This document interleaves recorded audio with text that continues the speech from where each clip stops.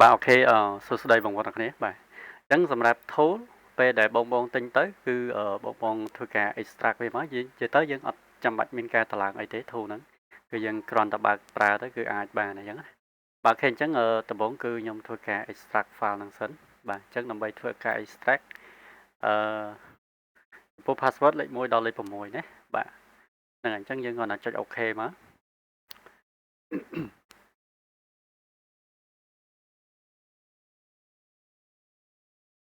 បាទហើយបន្តមកទៀតគឺយើងធ្វើការបើកវាមកនេះបាទអញ្ចឹងនៅពេលដែលបងប្អូនបើកមកគឺបងប្អូនឃើញ file បែបហ្នឹងបាទនៅពេលដែលឃើញ file បែបហ្នឹងបងប្អូនគ្រាន់តែចុចធ្វើការ double click ទៅលើវាទៅបាទគឺវាបើក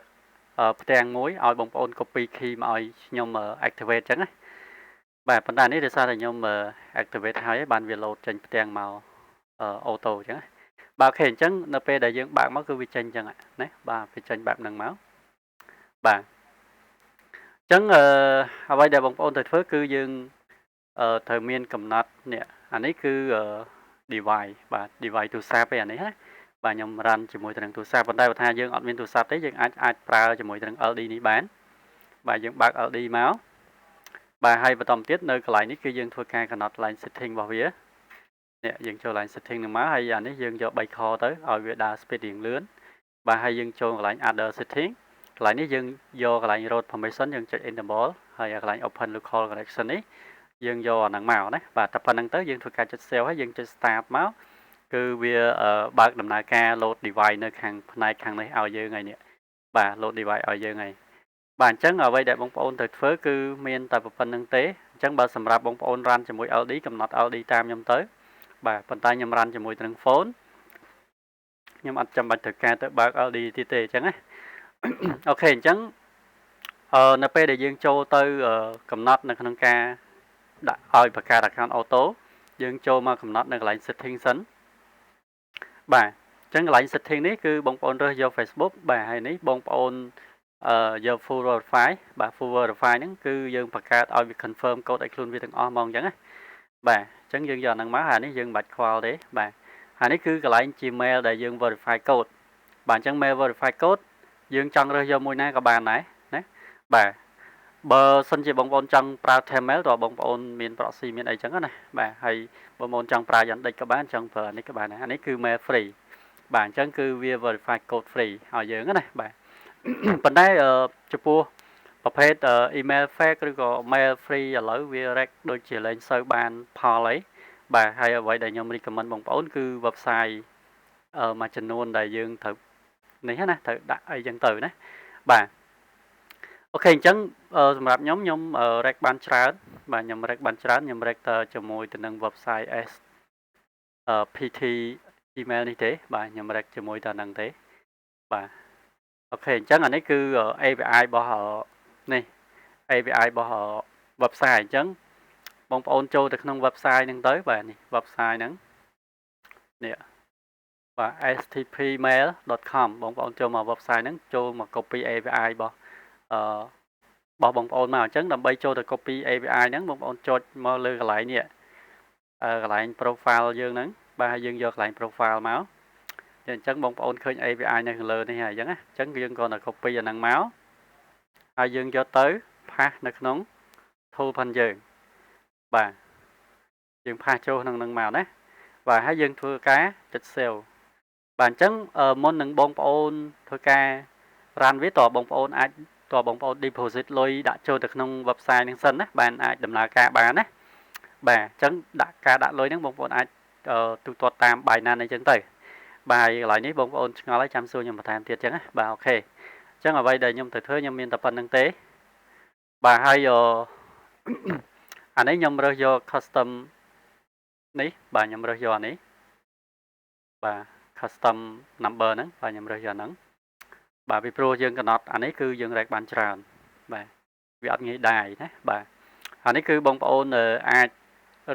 រើក៏បានបាច់ក៏បានដែរប៉ុន្តែតាមចិត្តបងប្អូនទេណាបាទអញ្ចឹងខ្ញុំកំណត់តែប៉ុណ្្នឹងទេខ្ញុំចុច save ទៅហើយបន្តទៀតយើងធ្វើការចុច start បាទឥឡូវខ្ញុំចុចធ្វើការ show screen ឲ្យបងប្អូនមើលចាំតិច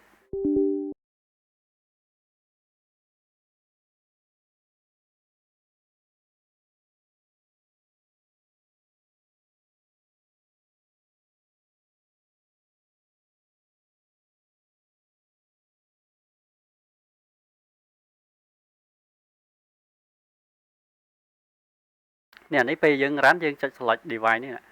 ចុច mouse ឆ្វេងជាប់អូសលើវាចេញពណ៌បៃតងអញ្ចឹងមកយើងចុច start មកបាទឃើញអញ្ចឹងយើងរងចាំបន្តិចសិនទៅណាបាទដោយសារមិញខ្ញុំចុច select ទៅមក device បាទមកទូរស័ព្ទ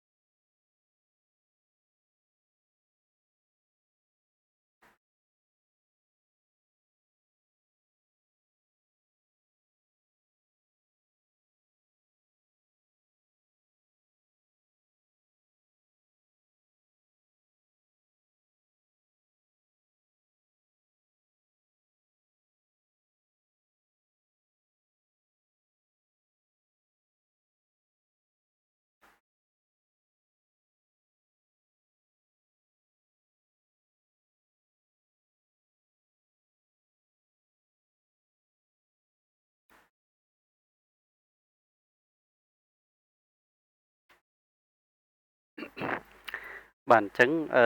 វា run auto ហើយវា run ទៅខ្លួនវាអញ្ចឹងយើងមិនបាច់ចាំធ្វើអីទៀតទេអញ្ចឹង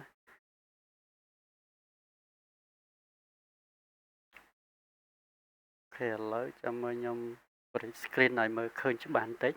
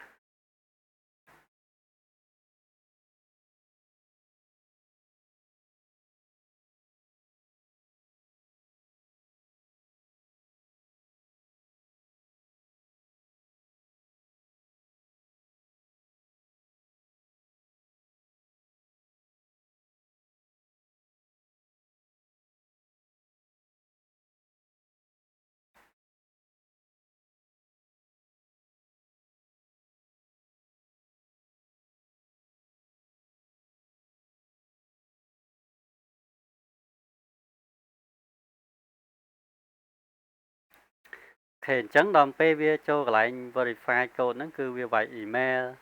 វាចូលទៅយក code អីមកបំពេញខ្លួនវាទាំងអស់ហ្មងនេះបងប្អូនឃើញទេអញ្ចឹង account គឺយើងបង្កើតមកគឺ